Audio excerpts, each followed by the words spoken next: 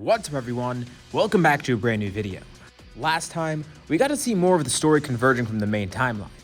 The change may have not seemed that major at first, but as we go forward into the story, you'll see that it's going to affect things way more than you might have expected in the first place. There's already been a lot of big changes, and going forward, things will become even more unrecognizable. But what's going to change now? Today we're going to cover a little bit of what's happening on Earth, as well as what's going on with Vegeta. And a lot of things are developing for the latter. For this video, we'll set a like goal of 3,500 likes. If we hit that, I'll continue with another part of the series and go onwards. Anyways, let's pick it from here. Android 16 is getting reprogrammed by Bulma. I mentioned this last time, and this is something that she continues working on. All this work was already put into this android, and he seems pretty sophisticated. It would be a shame to let it go to waste. At the very least, Bulma could use this research for herself. But in the best case scenario, they can have another fighter joining their ranks, one who's artificial. Well, he's not going to be the only one though.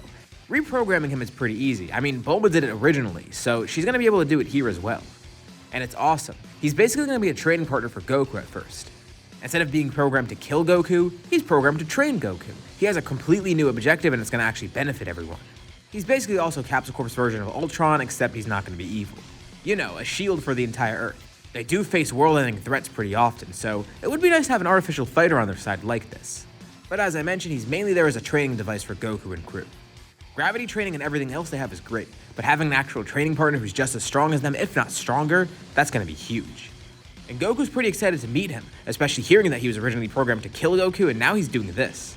It's pretty funny, but he could tell that this guy's going to make a great training partner. Both for him and Gohan, because the two of them still want to work towards Super Saiyan, and that's 16's main goal. He wants to help them transform, in whatever way possible.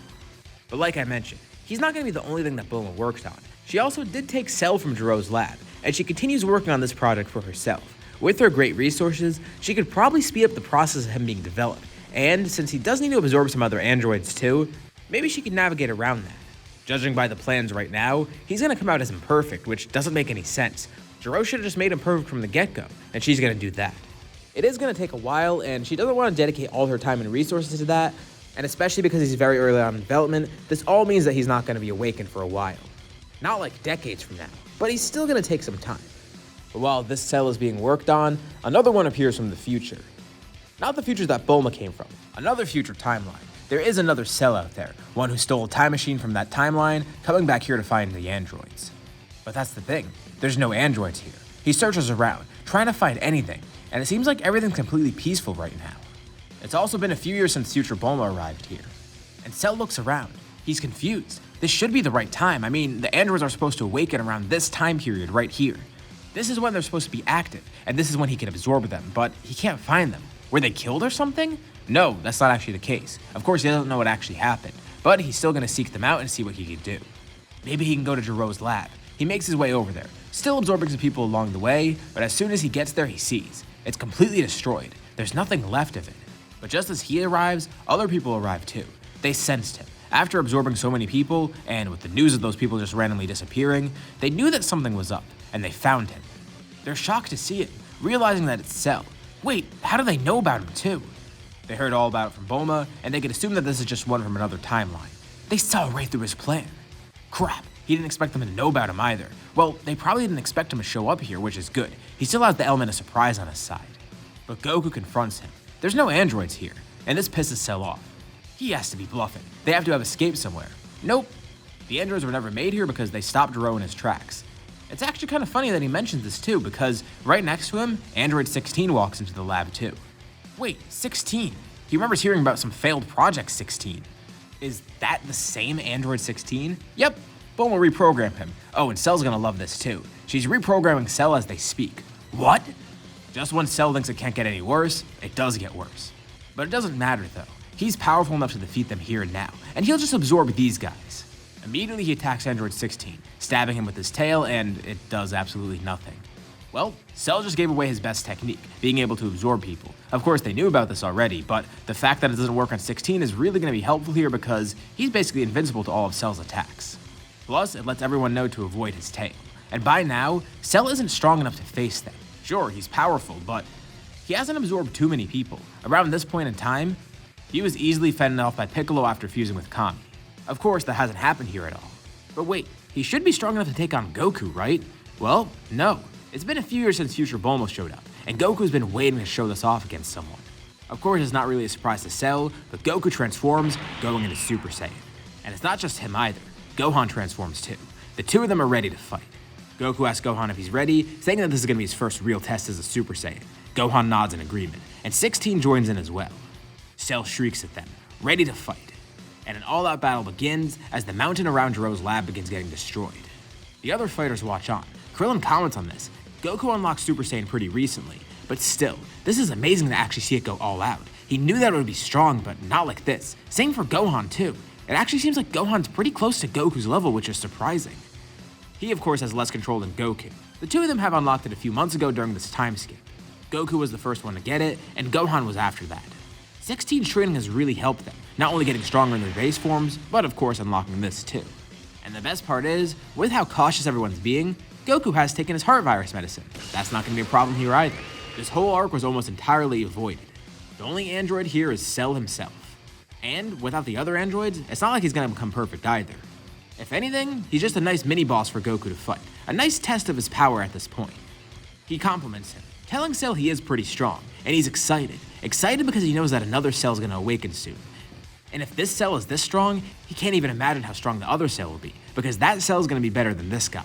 Cell says that's blasphemous. He's the only Cell here, and he's going to be perfect. But Goku's confident. That's not going to happen here. He and Gohan work together alongside 16. Of course, Cell's regeneration is kind of an issue, but they're able to work around it. 16 holds off Cell alone, as Goku and Gohan get together. He tells Gohan they'll need a combined attack, be ready to use his full power. The two stand back to back, coupling their hands, charging a Kamehameha. 16 then sees the cue, grabbing onto Cell's tail, flinging him right at Goku and Gohan. And Cell looks on, seeing a brilliant blue light in front of him, mixed with the golden aura of Super Saiyan, 2 Super Saiyans in fact. The two of them simultaneously shout, launching the Kamehameha in Cell's direction. He tries to stop himself, but it's too late already.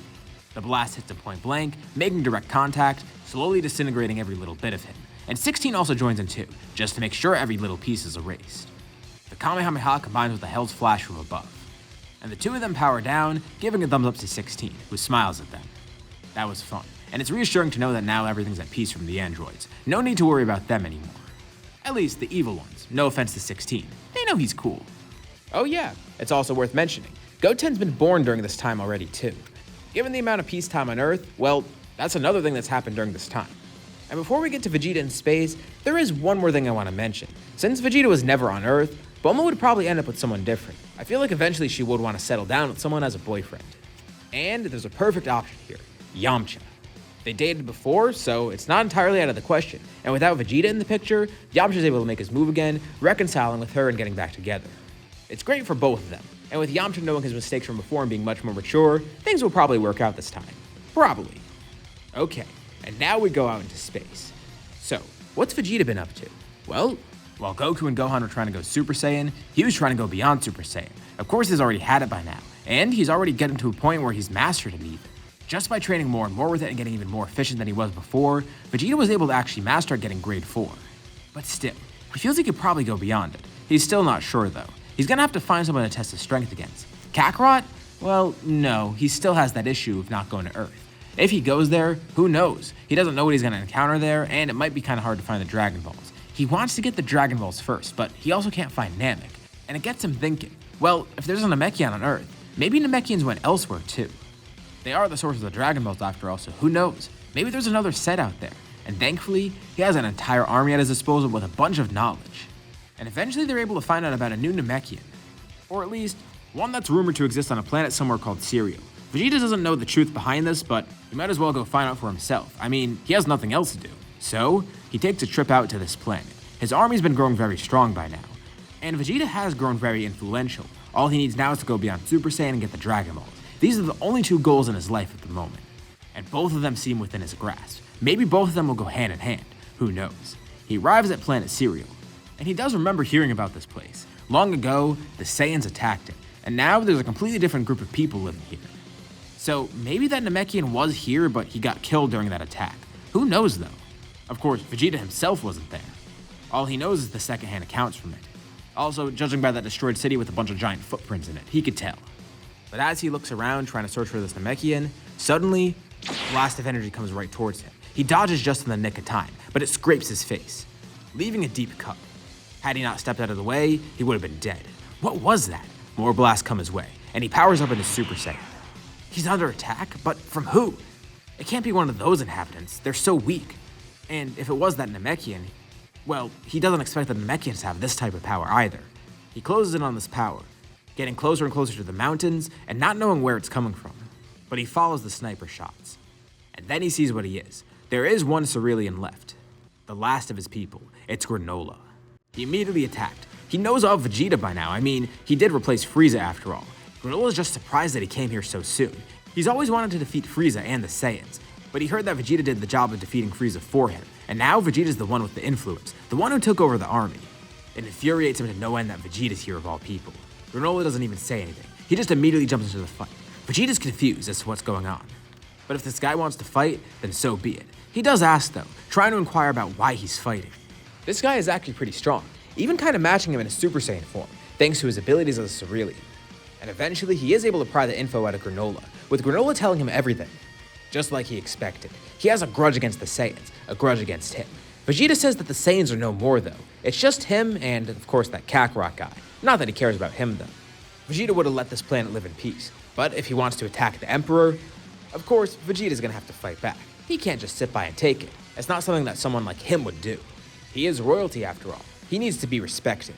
But as he continues fighting, Granola's anger overcomes him. He goes through an evolution, with his other eye turning red as well.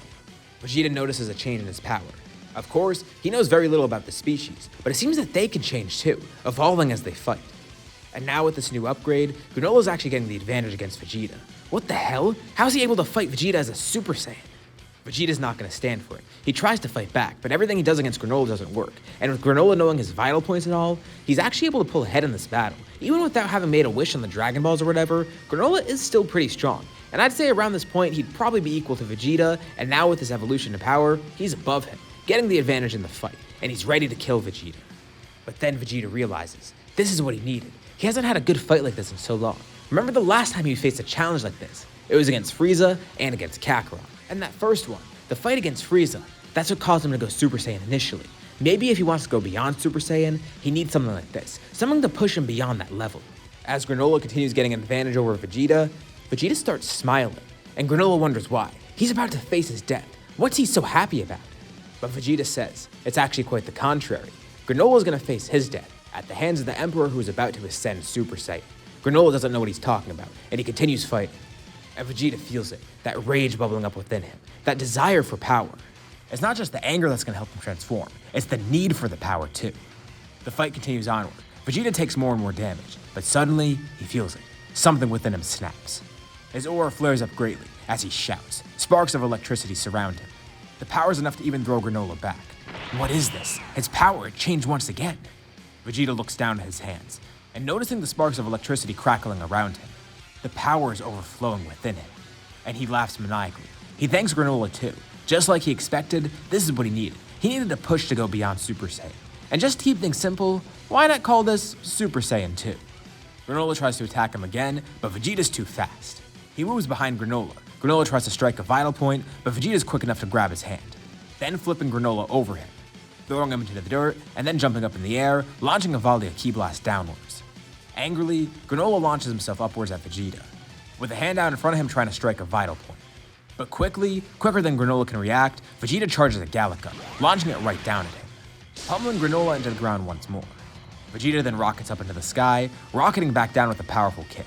Before Granola can get up out of the dirt, Vegeta's foot meets his chest. All the wind is knocked out of Granola, and Vegeta continuously punches him. It's a shame. He can tell that Granola would have made a great soldier, but he knows that this guy won't back down. He picks Granola up, tossing him aside. He commends him. He did give Vegeta a good fight, and he acknowledges his strength as a warrior, but he knows that he can't let Granola live. Hopefully, he finds solace in a warrior's death. Granola weakly looks up as Vegeta charges a Big Bang attack, finishing him off. Of course, nearby, Monito's been watching everything, horrified. Not only is Vegeta here, but he just killed Granola. Monito doesn't even know how to feel, but before he can even react to this at all, Vegeta senses him nearby. Monito tries to move, but with Vegeta's speed being so high right now, it's almost like he teleports right in front of him. Oh, it's the Namekian. He does exist. Vegeta assumes he just saw what went down, so he's not going to ask this twice. He wants to know, where are the Dragon Balls? He does threaten Minato, but he does know that if he kills him right here, then the Dragon Balls will cease to exist too. Of course, Minato's not going to tell him, but it's fine. By now, the Frieza Force has the technology to track Dragon Balls. I mean, they had it before, so they're going to have it here too. Alright, well, it seems like they're going to have to do this the hard way.